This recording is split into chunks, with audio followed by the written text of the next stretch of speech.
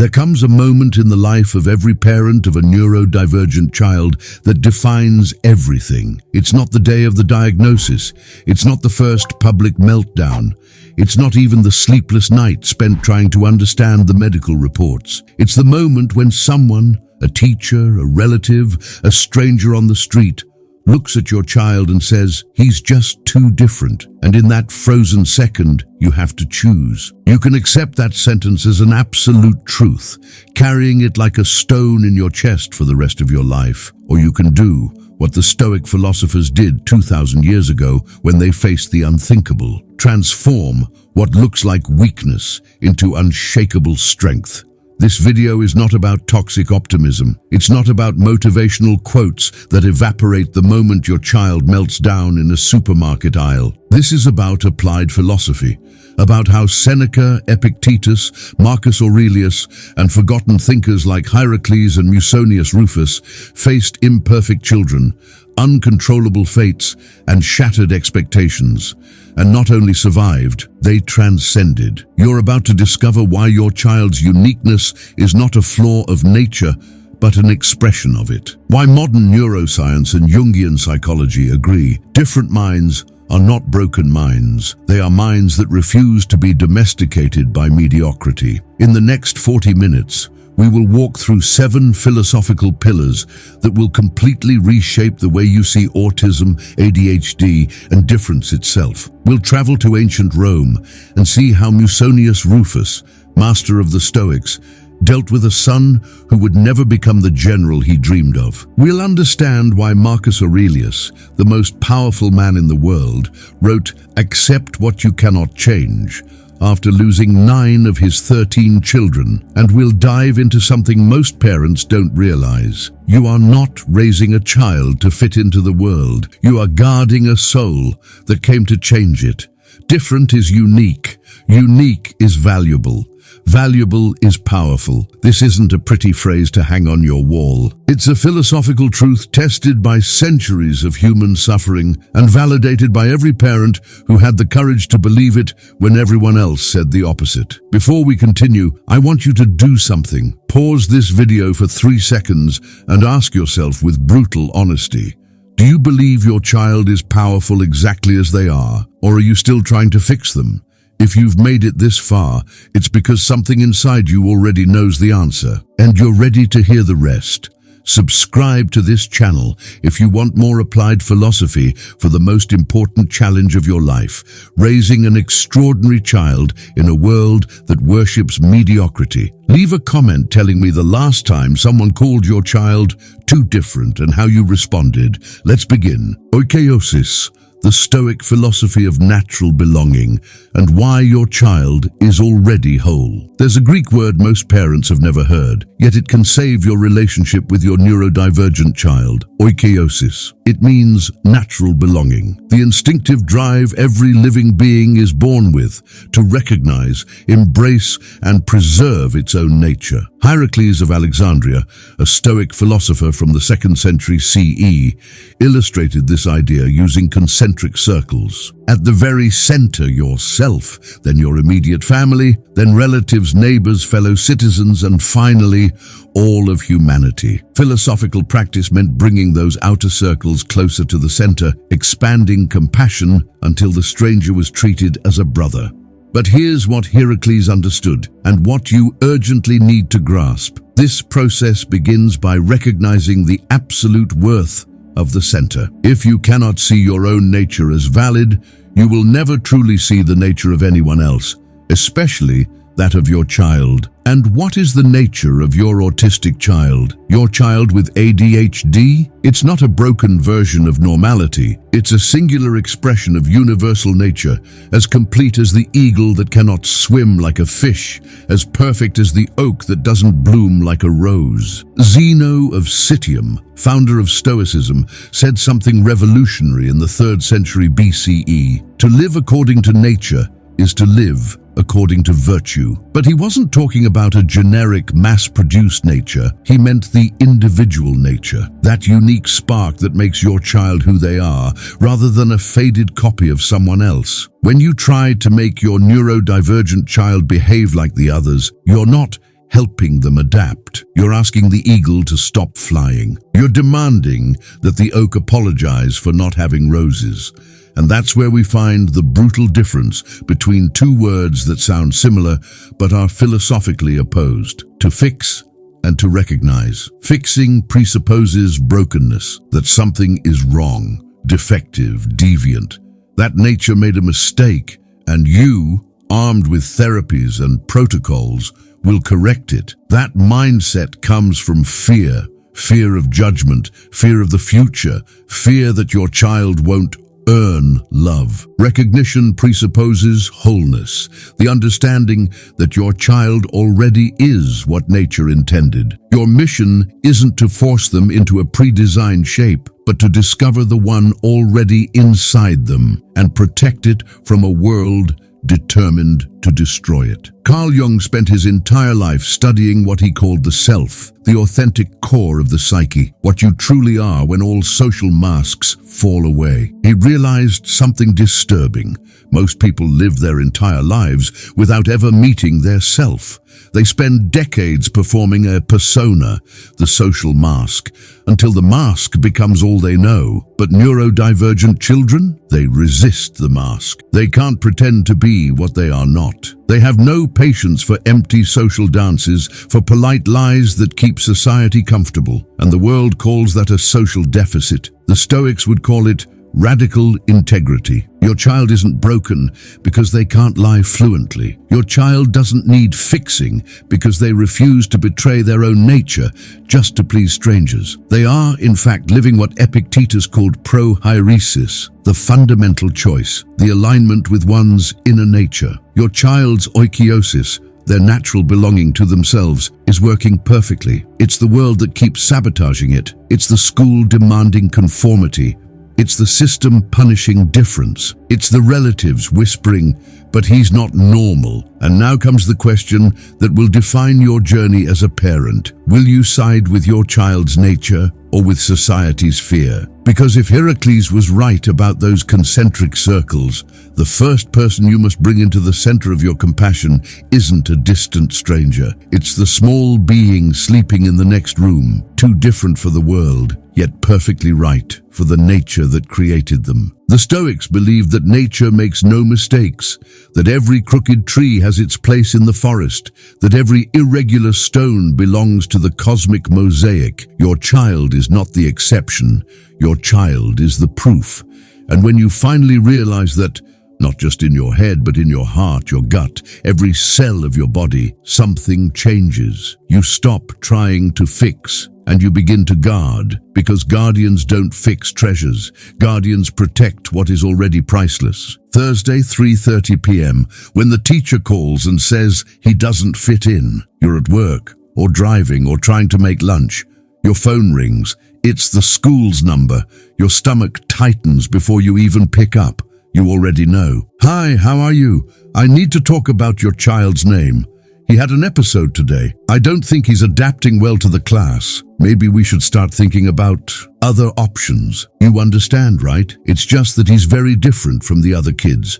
Right now you have 3 choices. Option 1, panic, apologize, promise to work on it at home, hang up feeling like you've failed as a parent. Option 2, go on the offensive, defend your child fiercely, end the call full of anger, helplessness, maybe even planning to change schools for the 5th time. Option 3, do what Epictetus would do. Let's go with the 3rd. But before you can do that, you need to understand something crucial. A Stoic response is not passivity. It's not swallowing your feelings. It's not accepting everything like some kind of philosophical doormat. A Stoic response is strategic power, absolute control over the only thing you can truly control, your own mind. Only then can you act with maximum effectiveness in the external world. Here are the 3 practical Stoic steps for when the world confronts your child's difference. Step 1, pause, prosociate, vigilant attention. Before reacting, you stop, not for 3 seconds, for 3 full breaths. Inhale, exhale, inhale, exhale, inhale, exhale. As you breathe, you're doing something revolutionary. You're creating space between stimulus and response.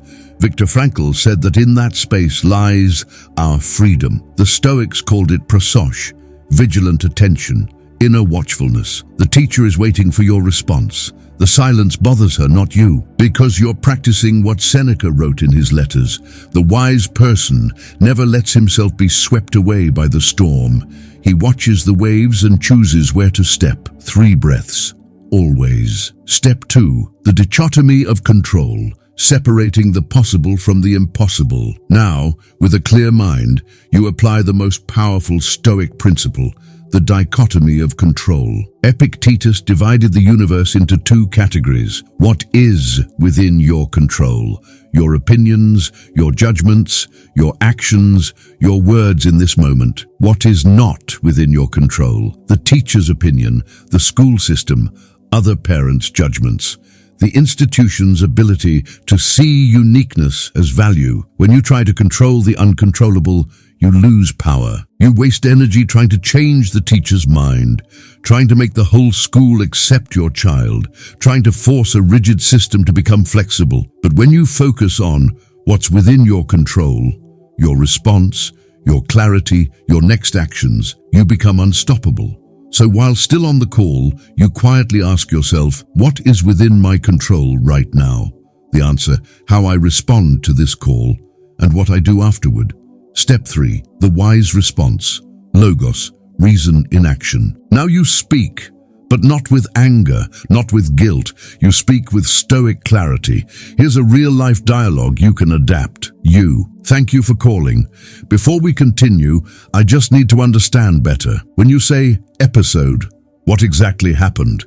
Did he hurt anyone or get hurt? Teacher, no, he just got very restless. He wouldn't sit still, and he didn't want to join the group activity. I see. So no one was in danger, right?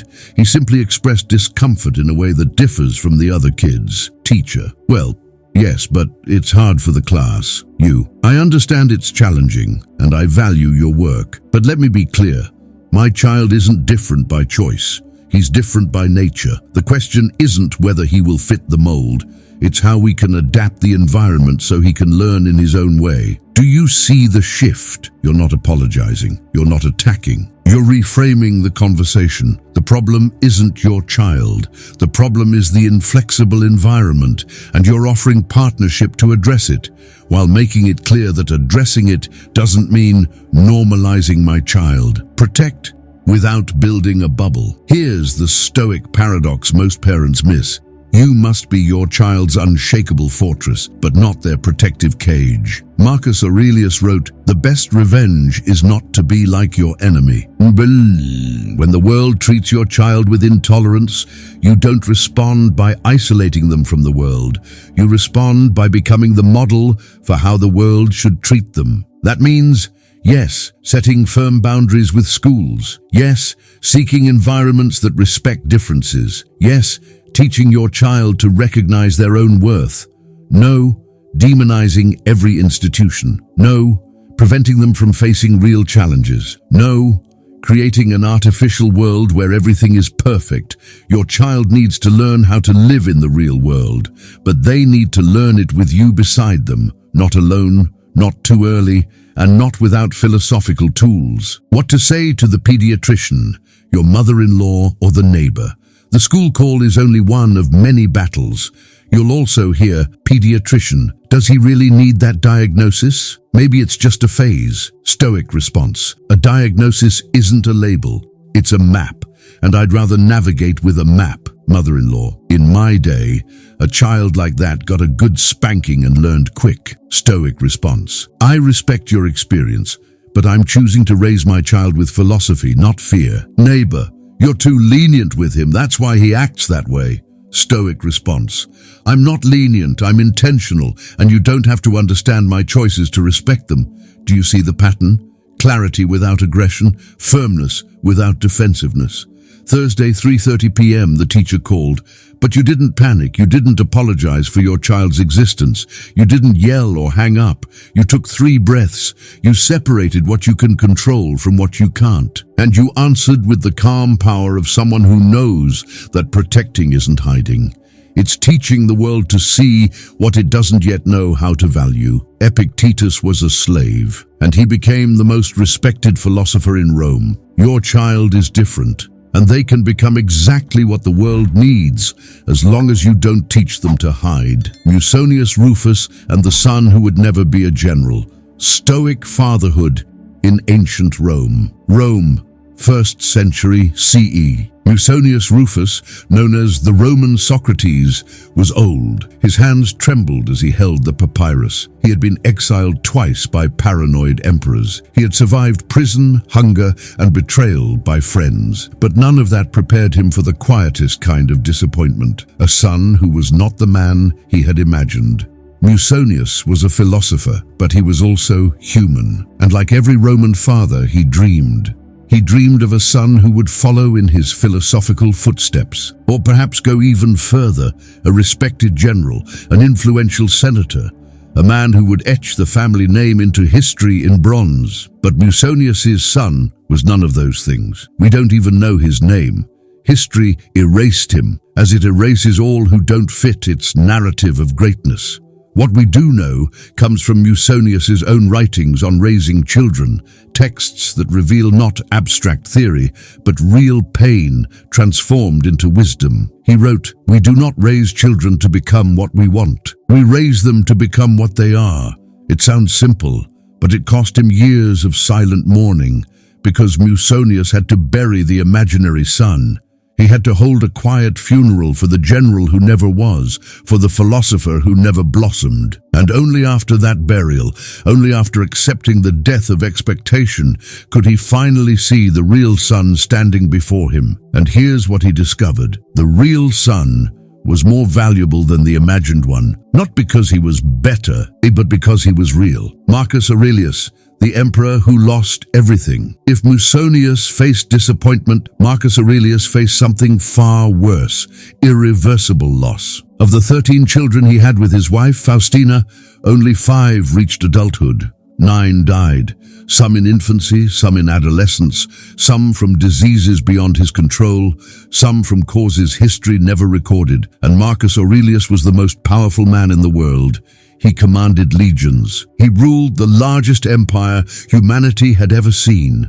He had the best doctors, the best philosophers, the best resources. And yet, he could not save 9 of his children. In his Meditations, that private journal never meant to be published, he wrote something devastating. Everything we see is perspective, not truth. He wasn't being abstract. He was bleeding onto the page. He was saying, "I thought being emperor meant controlling fate, but I cannot even control the lives of my own children." And then he wrote the line that would save countless grieving parents for 2,000 years. "Accept what you cannot change. Change what you can, and have the wisdom to know the difference." Marcus Aurelius didn't have an autistic son. He didn't have a daughter with ADHD, but he knew the same pain every parent of a neurodivergent child recognizes instantly. The pain of loving someone who doesn't fit the story you imagined. And the only way to survive that pain is to do what he did. Accept what cannot be controlled without becoming passive. Act on what can be changed without becoming arrogant. Cleanthes and the hymn of acceptance. Cleanthes of Assos was the second leader of the Stoic school after Zeno. He wasn't a brilliant intellectual. He wasn't an aristocrat. He was a former boxer who worked nights hauling water so he could afford philosophy lessons during the day. And he wrote one of Stoicism's most beautiful texts, the Hymn to Zeus. It's not really about religion. It's about radical acceptance of destiny. The most famous line reads, "Lead me, O Zeus, and thou, O destiny, to that place which you have assigned to me. I will follow without hesitation, and if I hesitate, from fear I will still be compelled to follow." It sounds like resignation, but it's not. It's the recognition that the universe has already chosen your child's path. They will not be normal. They will not follow the script you wrote in your head. They may never give you the milestones you dreamed of. The graduation, the wedding, the predictable career. And now you have 2 options. Option 1, resist it with every cell in your body. Spend decades trying to force the river to run backward. Die bitter, believing fate stole something from you. Option 2. Do what Cleanthes suggests. Follow without hesitation. Not because you've given up, but because you've realized there is power in aligning with what is, rather than fighting what cannot be changed. The lesson the Stoics took centuries to learn. Here's what Musonius, Marcus Aurelius, Cleanthes, and all Stoic parents eventually discovered: you are never prepared for the real child. You are only prepared for the imaginary one. The imaginary child doesn't cry in public, doesn't have meltdowns at 3 a.m., doesn't need rigid routines, doesn't make you explain to strangers why he acts that way, doesn't force you to question everything you thought you knew about parenting, success, and happiness. The imaginary child is easy to love because he doesn't exist. The real child, that's your philosophical trial by fire. And the Stoics discovered, not in theory but through years of loss, sleepless nights, and heartbreak, that only the real can transform you. Musonius didn't become the Roman Socrates despite the son who wasn't a general. He became the Roman Socrates because of him. Because teaching philosophy in a classroom is one thing. Living it when your greatest dream collapses is something else entirely. Marcus Aurelius didn't write the Meditations on days of triumph. He wrote them in trenches, during plagues, after burying his children. His greatness didn't come from control. It came from acceptance. And Cleanthes? He wouldn't have written that hymn if his life had been easy. He wrote it because he needed to, because when you haul water at night to pay for philosophy by day, you learn something the rich never do. Not everything valuable is easy. The question Musonius would ask you: if Musonius Rufus were alive today and met you, a parent exhausted, confused, afraid for your neurodivergent child's future, he wouldn't give you motivational advice. He would ask you a question: are you raising the child you have, or still mourning the child you don't? Because as long as you keep looking back, grieving the normal child who never was, you'll be blind to the extraordinary one standing right in front of you. And that child, that stubborn, bright, untamable soul, doesn't need a parent who fixes them. They need a parent who, like Musonius, has the courage to bury the imaginary and embrace the real. Because only the real is valuable. Only the real is powerful. Only the real can change you. The 4 Stoic pillars to defend your child's uniqueness every day. Philosophy without application is poetry, beautiful but useless when your child is melting down in the middle of a supermarket and 3 strangers are staring with judgmental eyes. You need tools, not abstract theories about virtue, not inspirational quotes for Instagram. You need practical Stoic disciplines that work at 6 a.m. When your child refuses to get dressed at 2 p.m. when the school calls, and at 11 p.m. when you're too exhausted to think. The Stoics weren't ivory tower philosophers. They were generals, emperors, slaves, people who lived in the real world, faced real wars, lost real loved ones. They distilled centuries of human suffering into tools that actually work. Here are the 4 Stoic pillars for defending your child's uniqueness. Not tomorrow, but today, right now. Pillar 1. Prosophe, vigilant attention to their worth. In Greek, prosophe means conscious attention, but it's not the same as Buddhist meditation. It's a philosophical state of alertness, a constant monitoring of your judgments. Because here's the brutal truth: your child's greatest enemy isn't the world out there.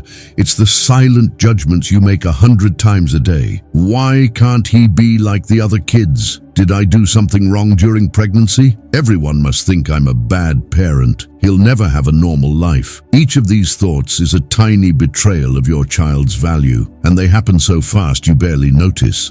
Prosophe is the discipline of intercepting those thoughts before they turn into emotions, and emotions turn into actions. How to practice prosophe today. Every time you see your child doing something different, stimming, repeating phrases, avoiding social play, stop for 3 seconds and ask yourself, is this behavior truly a problem? Or am I judging it through the imagined eyes of those I fear are judging me? 9 times out of 10, you'll realize the problem isn't your child. It's your own social anxiety projected onto them. Epictetus said, "It's not events that disturb people, but their judgments about those events." Your child flapping their hands is not a problem. Your fear that others will see them as strange, that's the problem. And when you learn to separate the two, when you truly see that their behavior is neutral and only your judgment paints it as wrong, you free them, and you free yourself. Pillar 2, premeditatio malorum. Prepare for the world's judgment. Premeditatio malorum means premeditation of evils. The Stoics practiced imagining ahead of time the worst things that could happen. It sounds pessimistic, it's the opposite. It's psychological vaccination. When you imagine the worst beforehand, it loses the power to paralyze you when it happens for real.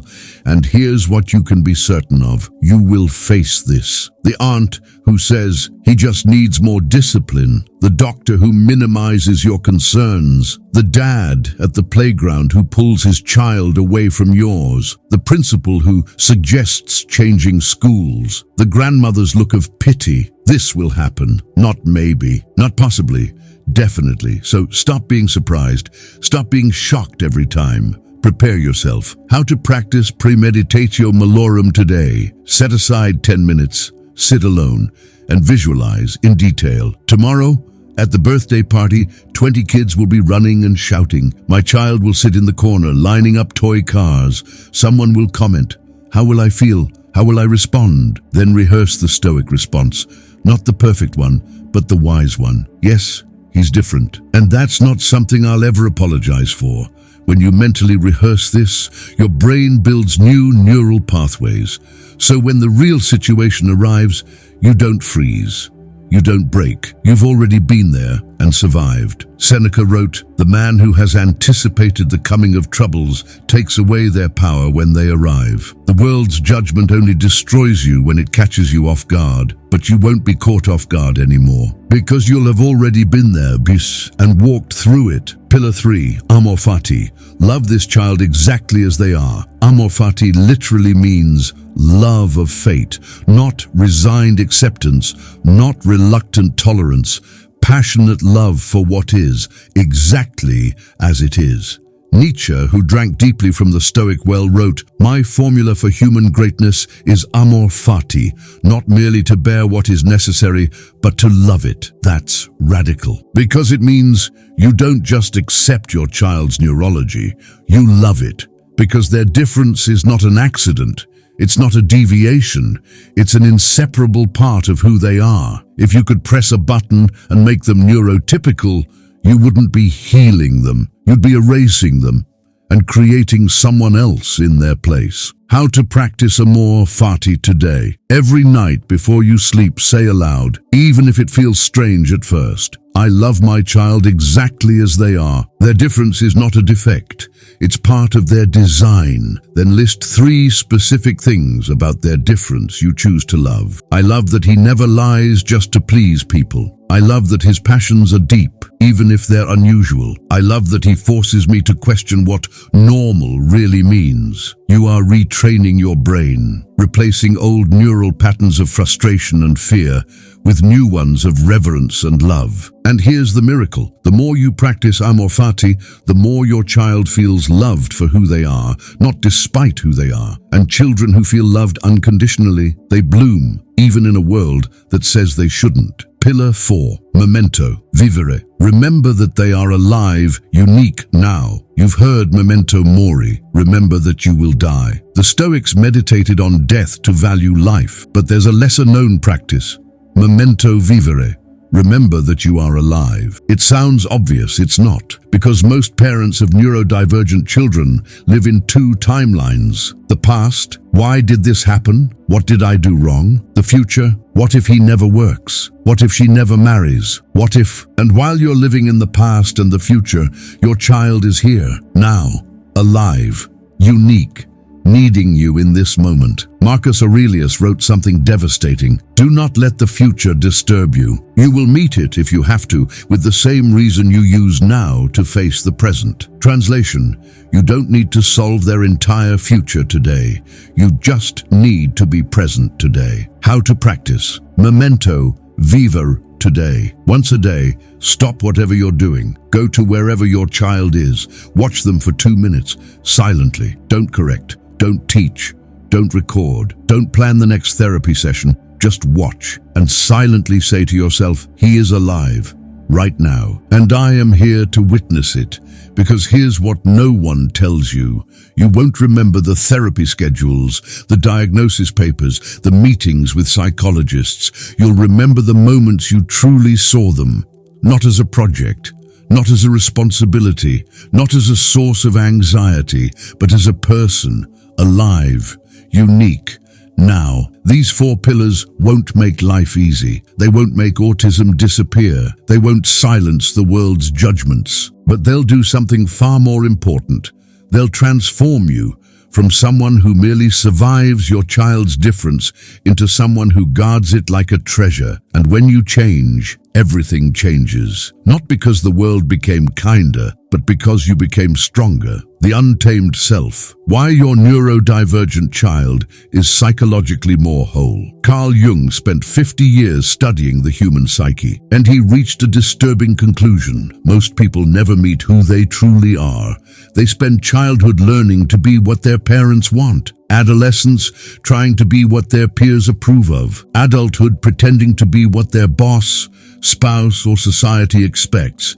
And by the end of life, if they're lucky, they wake up and realize, I've been wearing a mask my whole life, and now I no longer know who's underneath it. Jung called that mask the persona, and the real person beneath it, the self. The tragedy of most lives is simple.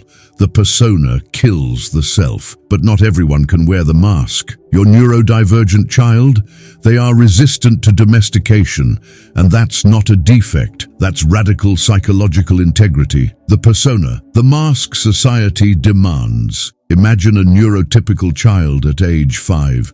She cries because she wants a toy. Her mother says, no. She quickly learns, if I cry in public, Mom gets angry. So I'll swallow my feelings and pretend I'm fine. That was her first step in building the persona. At 7, she wants to play alone, but the other kids laugh. So she pretends to like soccer, even though she hates it, because being accepted matters more than being authentic. At 15, she has opinions nobody around her shares, but she hides them, smiles, nods, because disappearing feels safer than existing. At 30, she's in a job she hates, in a marriage that doesn't feed her soul, living a life that feels like someone else's, and she doesn't even know how she got there. That's the normal life you're afraid your child won't have. Let that sink in. The normal life you fear missing out on is a life where the real person was murdered decades ago and only the mask remains. The authentic self, what your child refuses to betray. Now imagine your autistic child or your ADHD child. You tell him to smile for the guest. He doesn't, not because he's rude, but because he doesn't feel like smiling and doesn't understand why he should lie about it. You take him to a birthday party. All the kids are running, screaming, eating cake. He sits in a corner, making a perfect line of toy cars. Everyone stares. You feel embarrassed. But him, he's doing exactly what he wants. He's not performing. He's not pretending. He's not betraying his own nature just to earn approval. Jung would say, this child has direct access to the self and refuses to sell it for scraps of social acceptance. And here's what modern psychology is only beginning to realize. That refusal is not pathology, it's health. Because you know who ends up in therapy at 40, who burns out, gets depressed, or faces existential crises. Not the autistic child who always stayed true to himself. The normal child who spent 40 years pretending to be someone else until they can't anymore. Puer aeternus, the eternal child, as an archetype of power. Jung described an archetype called the puer aeternus, the eternal child. Psychologists often use it negatively, the immature adult who refuses to grow up or take responsibility. But there's another side to the puer. The puer is the curiosity that never dies, the passion that refuses to fade, the authenticity that cannot be corrupted. Your neurodivergent child embodies the puer more intensely. They have obsessions adults call immature, emotions adults call too much, and an unshakable refusal to do things just because that's how it's done. The world calls that a problem. But you know who else had that? Einstein, Tesla, Mozart, Van Gogh, all neurodivergent before the term existed, all with obsessive passions that society found strange, all refusing to grow normally, and all of them changed the world precisely because they could not be domesticated. The puer is not immaturity, it's loyalty to the self, even when the entire world demands betrayal. The transcendent function, integration without destruction. Jung spoke of something called the transcendent function, the psychological ability to integrate opposites without destroying either. You can be firm and loving, disciplined and flexible, realistic and imaginative, but most people can't do that. They pick one side and kill the other, becoming only firm and losing compassion, or only gentle and losing boundaries. Your neurodivergent child forces you to develop this function. They force you to be protective without being overprotective, accepting without being permissive, firm without being rigid. You can't just be patient. You can't just be strict. You must integrate both, in ways parents of neurotypical children never have to. And yes, it's exhausting, but it's also transformative. Jung would say, your child is the catalyst for your individuation. Individuation, the process of becoming who you truly are by integrating all parts of the psyche. Most people never individuate. They die as imperfect copies of what they thought they should be. But you don't have a choice. Your child is forcing you to become real. Synchronicity. You were chosen for this soul. Jung didn't believe in coincidence. He believed in synchronicity, meaningful events connected by something deeper than cause and effect. And here's a truth that may sound mystical, but Jung meant it seriously. You didn't get this child by accident. I'm not talking about religious destiny, not God has a plan. Something deeper. Certain souls need certain guardians. Untamed souls need parents who won't try to tame them. Authentic children need adults who value authenticity. Different minds need hearts that understand that difference is not defect. And somehow, call it synchronicity, call it fate, this child came to you, not to the perfect parent, not to the one with all the answers, but to the one capable of protecting the untamable. Maybe you don't see that yet. Maybe you feel lost, inadequate, terrified. But here's what Jung discovered. The psyche knows before consciousness knows. Something in you, something deep, something archetypal, recognized this child long before your mind understood why. And now you have a choice to betray that inner recognition and try to domesticate them, or to trust it and guard the sacred wildness living inside that small soul. The psychological truth no one wants to say. Let me be blunt, because truth sometimes needs to sting before it heals. Your neurodivergent child is psychologically healthier than most adults you know. They haven't built a false self to please strangers. They haven't learned to betray their own needs to fit in. They're not living a life of appearances, dying inside while smiling outside. They are whole, even if that wholeness is chaotic, intense, hard to handle. And your job is not to fix that. Your job is to protect it from a world that will try to break it apart. Because the world loves fragmented people, people who sell themselves cheap, people who conform, stay quiet, and surrender who they are. The world hates wholeness, and your child, they are stubbornly, gloriously whole. That will cost you. It will cost sleep. It will cost social comfort. It will cost the version of yourself who thought you knew exactly how to parent. But it will give you something therapy can't, and money never will. The chance to be the guardian of a soul the world will never tame. And maybe, in that process, you'll rediscover the untamed part of yourself, the one you buried long ago, the one that once refused to be domesticated. Your child isn't the only wild one in this story. You were too, before the world taught you to pretend. And now, they're reminding you. The day you stop trying to make them normal is the day they start to shine. Let me tell you about 3 real children. Names changed, stories true. Miguel, age 7, autistic, level 2. His mother spent 3 years running him through 5 different therapies a week: ABA, speech, occupational, sensory integration, psychology. The boy had no free time. Every hour was work. Every play was training. Every interest was redirected to something more appropriate. And Miguel, he was getting worse. More meltdowns, more aggression, more withdrawal, until one day his mother stopped. Not stopped caring, stopped fixing. She cancelled 3 of the 5 therapies. Let him spend hours doing what he loved, lining up cars, memorizing license plates, watching the same video 47 times. And then something happened. He started talking, not much, not normally, but he started, because for the first time, he had psychological space to exist, not defend. Sophia, age 9, severe ADHD.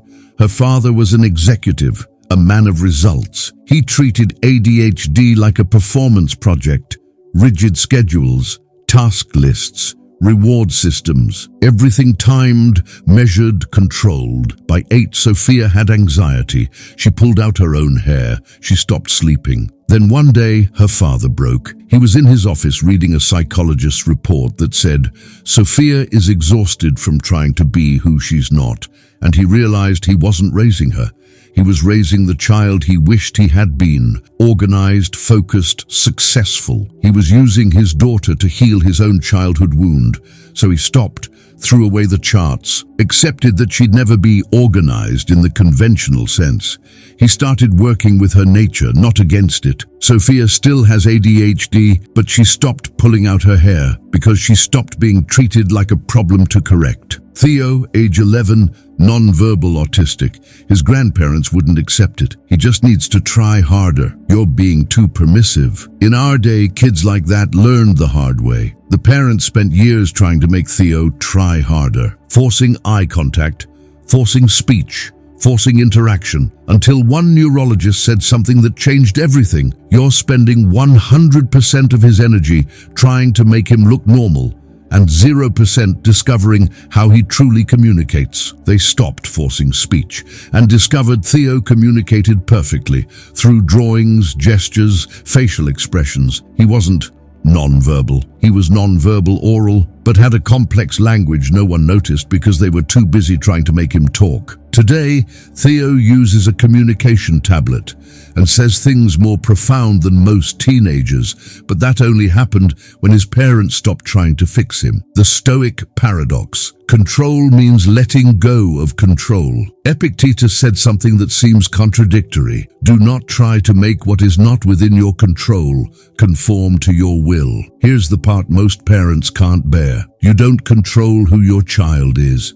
You don't control whether they'll speak, make friends, graduate, marry. Those things are not within your control. And as long as you spend your life trying to control the uncontrollable, you will waste your energy on battles you can't win, damage your relationship with your child, lose who they truly are while chasing who you think they should be. But here's the Stoic paradox that can save you both. When you stop trying to control what can't be controlled, you gain true control over what matters. What matters? Your relationship, your presence, your acceptance, your ability to truly see them. And when you stop fighting their nature, something extraordinary happens. They stop fighting themselves, because until now, they've been using 80% of their psychological energy trying to be what you wanted, and only 20% to exist, learn, and grow. But when you accept them, when every look, word, and gesture says, you don't need to be different, you're already enough, they suddenly have 100% of their energy available to be who they are. And who they are is usually far more brilliant than who you were trying to force them to become. Why the world needs different minds. Here's a historical truth they don't teach in school. Every major human innovation came from someone who thought differently. Einstein didn't think like other physicists, and that's why he discovered relativity. Temple Grandin doesn't think like neurotypicals, and that's why she revolutionized animal welfare. Steve Jobs didn't process information normally, and that's why he created what no one else imagined. You know what they all had in common? None of them were successfully normalized. People tried, of course. Einstein was expelled. Temple was ridiculed. Jobs was called difficult, impossible, weird. But something, nor someone, protected their difference long enough for it to bloom.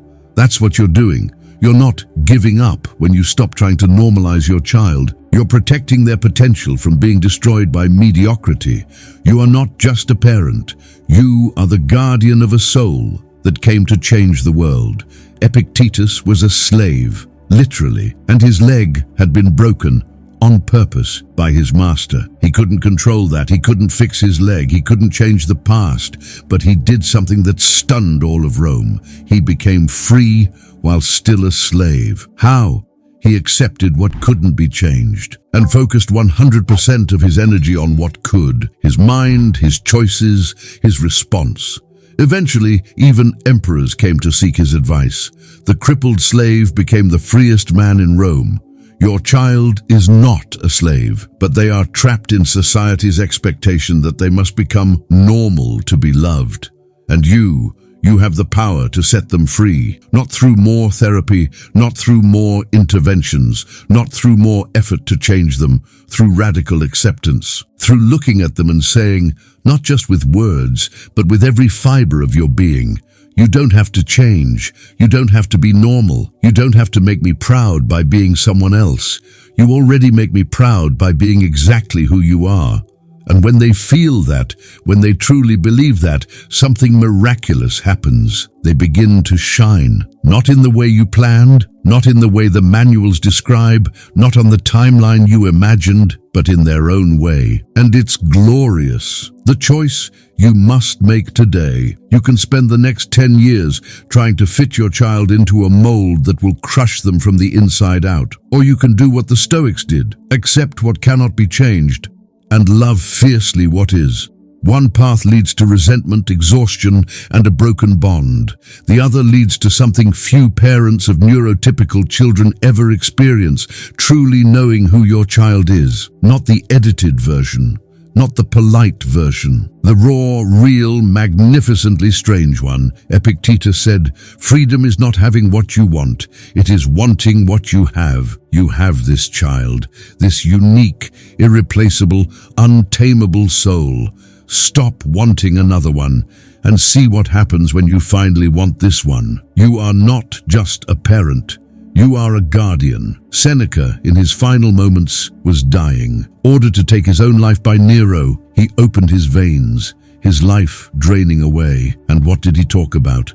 Not empires, not wealth, not fame. He spoke about time. Life is not short, he wrote before his death. We make it short. We are not given little life, but we waste much of it. Seneca was saying, you have enough time for what truly matters, but only if you stop spending it on what doesn't. So ask yourself, what are you spending your time on with your child?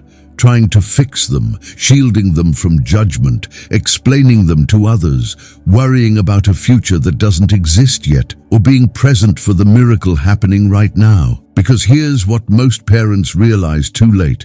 Your role isn't to prepare your child for the world. It's to protect them from the world long enough for them to discover who they truly are. The philosophical role of the guardian. Plato wrote about guardians, not soldiers, but protectors of wisdom, truth, and the sacred. And he understood something profound. Not everyone can be a guardian. Only those who value what they guard more than their own comfort. You're not raising a normal child. You're guarding something rare, a mind that resists propaganda, a heart that hasn't learned to lie, a soul that refuses to betray its nature, even when everyone says it should. That's sacred. And the world doesn't know what to do with the sacred. It wants productivity, conformity, predictability.